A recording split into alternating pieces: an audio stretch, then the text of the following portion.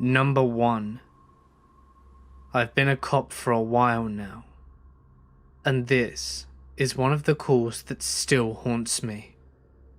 I get a call for a domestic assault that has just occurred, and I learn that the victim is at the neighbor's house. I get there and find the female victim's throat has been cut from ear to ear. The neighbor is holding a towel up to her slit throat, and the victim is struggling to breathe. The paramedics are on their way, and I take over holding the towel for the neighbor. I'm trying to apply enough pressure to reduce the bleeding, but not so much pressure that I am strangling her. I want a delicate balance. Quick law lesson. You know that there are laws against hearsay, right? Basically, I can't testify in court about the events that someone else has told me about and that I didn't witness. The person who witnessed it would have to testify to it. One of the exceptions is what's known as the dying declaration. If someone is on their deathbed and believes that they are about to die, their statements are exempt from the hearsay rules. I have some serious doubts that this woman is going to live. I want to ask her who slit her throat. In order for it to qualify as a dying declaration, I need to be able to testify that she believed she was about to die. So, I ask her 2 questions. The first, who cut your throat? Which she answered. The second was, you realize that you may be about to die? To which she answered, yes.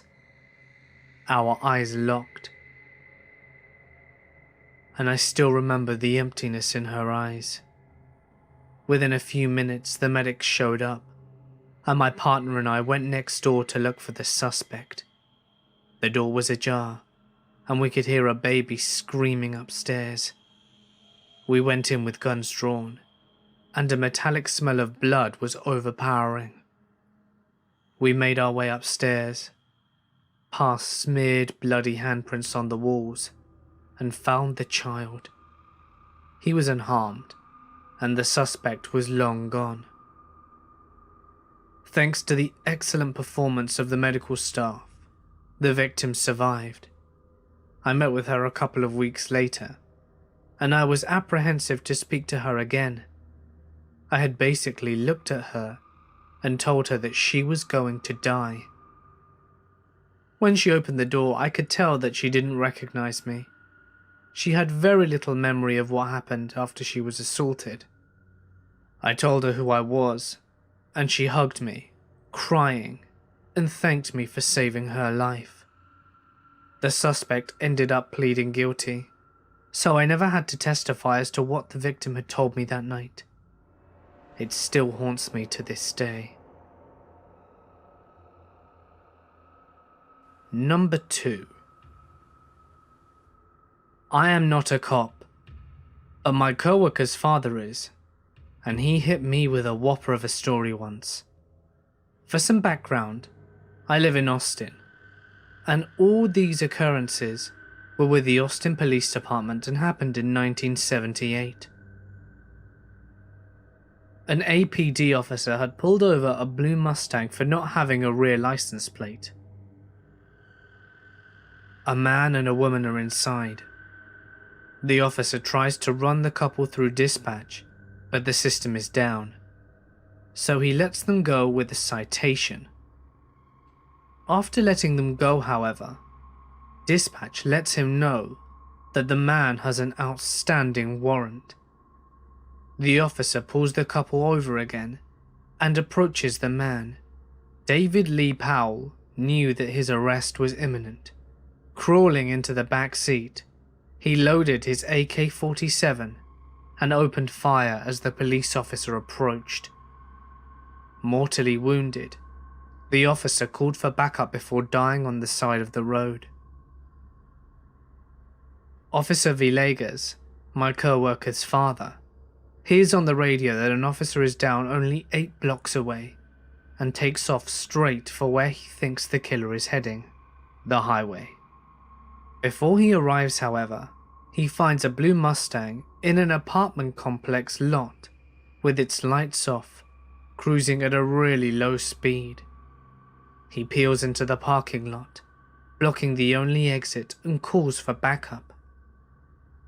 Then a storm of bullets pound his police car, some from Powell's AK-47 and some from his lady accomplice's pistol. They exchanging fire, and Powell hurls a small oval-sized object towards the front of Officer Villegas' police cruiser. To the officer's horror, it was a hand grenade, and he was sure death was imminent. He explained that his last thoughts were being that of his wife and kids, and how he was sad that he would never be able to see them again. And that being the scariest moment in his 38 years on the force. But the grenade didn't go off, and Powell and his lady friend were out of ammo. As backup arrived, Powell took off behind the apartment complex into the woods, whereas the lady accomplice attempted to hide in a ditch. Seeing her in a ditch attempting to reload, Officer Villegas ran up to her and kicked her square in the face, shattering her jaw. Powell was later caught in the woods after a manhunt, and received the death penalty for his actions that day. Number 3. A friend of mine was a state trooper, and had been for years. He had been part of a bust that involved 30 stolen IROC Camaros. He had changed tyres for people, and caught a guy doing 130 miles, and then tried to pay his ticket with cash. Caught a .31 DUI. He has seen a lot. One night, he pulls over a guy who was swerving a bit. He didn't really suspect DUI, but he wanted to be sure.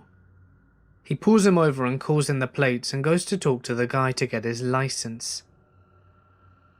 As soon as he turned around, the guy pulled a gun and got out. My friend turned back to find himself staring down into the barrel of this guy's handgun with no way out. He soon learned of this guy's warrants, and how he wasn't going back. The guy got him down on his knees, and the guy kept talking for about a minute, and then goes to execute him. He pulls the trigger with the gun held to my friend's head, and it jams. The gun doesn't go off. He quickly subdues the man and arrests him. The guy is lying on the ground crying. My friend gets back up, and this guy goes to prison. He was never able to return to patrols. He would freak whenever he had to pull someone over, and it ended his career. Years later, he went to prison to meet the guy, and forgave him for what he did that night. I guess it was to get closure. Number 4. I received a call from an elderly lady who had trouble breathing. I had taken several calls from her and her husband in the past, so I recognized her voice. I dispatched an ambulance to her residence and held her on the line, trying to keep her calm whilst the ambulances were responding. Ambulance advised that they were 15 minutes away, and she lived in a very rural area. I'm talking to her, asking about how her husband is and how he's doing, just making small talk with her. The ambulance calls in and advises that they are on the scene, and I let them know that she is in severe respiratory distress, and I still had her on the line. I let her know the ambulances are coming to the door, to go answer and open the door, and she says okay and hangs up the phone. Pretty normal, right? Well, here is where things get weird. The EMT and paramedic on scene calls back about a minute later and advises that no one is answering the door. We have a sheriff unit who was in the area pulling on scene about that time. The sheriff unit confirmed the address and advised he was breaching the door to make access to the patient. 5 minutes go by and the paramedic on scene radios in asking who the caller was. I advise it was the elderly female who lived at the residence. He tells me that he's going to call in and needs to speak to the supervisor on shift. We get him over to the supervisor, and the supervisor confirms the information that I gave him and asks what's going on. Apparently, the elderly female had been dead for a while and was already in full rigor mortis. They thought I was wrong on the caller, but the other dispatcher played it back and confirmed it was the female who called. The ambulance transferred the hospital, and we got the same cause and disbelief from the doctors. Number 5. My dad is a cop. Obviously, he always tried to downplay the danger of situations to my sister and me, so he wouldn't scare us. But one morning he came home shaken. I was a teenager at the time, and I asked him to tell me what had happened. He and his partner were doing the graveyard shift, and there was a seemingly abandoned car on the side of the road. They got out to see if anyone was in it. My dad was first, whilst his partner stayed in the car to radio report. I'm not too sure how this next part happened, but as he was approaching the car, he realized that there were multiple people hiding in there. All of them were acting super strung out. As he's going to back away to wait for his partner, he hears his partner running over. He identifies himself as police to the people in the car and asks if there are any weapons in the car and things like that. His partner comes around and starts getting people out of the car, and they see a gun. Okay, kind of a biggie. His partner goes to start talking to the people in the car to see whose it was. In that time, one of their people had gotten away from the group. My dad was speaking with the driver nearest the front of the car, and his partner was talking to a few others towards the back. As my dad was questioning this guy, the guy's eyes go wide, and he kind of backed up. He turned around to see why, and a man had a handgun pointing to the back of his head. He's a cop, so obviously he's had guns pointed at him before, but never that close. Thankfully he is a beast, and he started talking to calm him down, and just telling him to take his finger off the trigger. Whilst he was doing that, he put his hand up slowly towards his face in the I surrender position, and the second guy took his finger off the trigger, and he stuck his finger behind it. Then he called over his partner and they handcuffed him. Obviously it's terrifying that if the driver hadn't widened his eyes, he would have never known and could have possibly been dead. But I'm thankful every day that he acted quickly. I rather like having him around. Number 6. I arrived in at work at 6 AM and finished work at 10 PM. The previous night ended up running into an assault on an old man on his way home, and my commute was about an hour. So instead of getting home around 11, I got home around 11:45. I have a quick bite with my wife and go to bed around half midnight. 3 hours and 45 minutes later, I woke back up because I had to be in work for 6:15. I'm on station duties, and a man comes in and says that he thinks his wife is missing. He's very sketchy on details, and I'm just having to drag information out of him. Basically, they had a fight, she stormed out and didn't come home that night. I checked her on the system, and she's a respondent for a couple of domestic violence orders. I dig a little deeper, and I discover that they're actually against her son, rather than her husband. I am very, very tired and a little cranky. I look at the bare information I have, and send the chap home to wait for his wife. I check the hospitals on our own system to make sure she hasn't been arrested, and local fire and ambulance services. I circulate her details to all units in the city and record the incident. I have done enough to cover my arse, and technically, there isn't anything else for me to do for a while. I go and get a cup of coffee, and all I wanted to do was sleep. But something didn't sit right with me. I was suspicious of her husband. He seemed as if he were hiding something. I went down to my skipper and asked him if I could go to the house and have a look around and maybe talk to the husband again. The skipper isn't delighted about it, because it means he'll have to cover the desk because we're short-staffed. But he agrees like a trooper, and off I jolly well trot. I arrive at the house and speak with the husband again, and ask him if I can have a look around.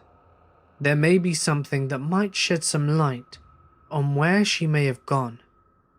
I have a scout around the house, and find several containers of pills with weird names. After a quick Google search, I discover that this woman appears to be on a cocktail of antidepressants, mood stabilizers and other stuff. Oh, and I found an insulin kit. I ask her husband about these, and he mentions that his wife has some emotional problems. But I didn't think it were relevant, and put it to him that there is a lot of medication here, and ask if she has more than one insulin kit. He goes pale at that point. She'd left all her medication at home. I ask him where she keeps her purse, and we ended up checking her bedside locker. Her purse is missing, but I snag a framed picture for future reference, as I currently had no idea what this woman looked like. I ask him if I can search the room, and he's beginning to completely break down at this point and tells me I can do whatever I damn well please, and storms off into the living room.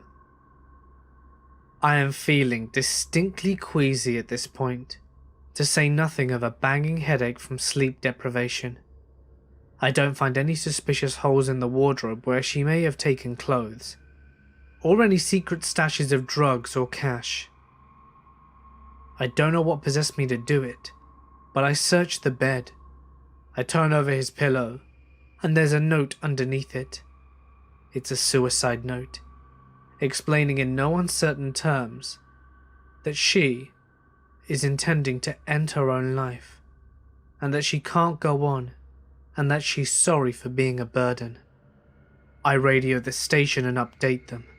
I then have to walk down to the living room and tell this woman's husband that he had been sleeping on her suicide note overnight and never noticed. That was probably one of the hardest things I've ever been called upon to do, bar dealing with dead children. I found her eventually, though it took another 8 hours. We pinged her phone to a nearby town, but that just gave us general locality. I put the town to her husband, but he said that she didn't have any friends or family there. And after 15 minutes, he calls me back to tell me that they spent a weekend there shortly after they got married. I called the hotel they stayed in on that occasion, and they've got no one by that name. So I went down in person and showed them a picture of the lady. The person at the desk told me that a guest answering to that description had just left on a walk to the pier. I went out to the pier and found her, and we had a bit of a chat. Nothing dramatic. She told me that I looked awful, and I just said I was very tired. I asked her to give life a chance for a few more days, that her husband loved her, and that she wasn't a burden. She agreed, and we brought her home. A couple of days later, She came into the station with a box of chocolates and a card that read, "Thank you for not letting me kill myself." That's when I realized how close I had been to just letting the matter rest, because I had ticked all the boxes on the list. I went to the toilet at the back of the station and threw up for what felt like an hour. She sends me the same card every Christmas.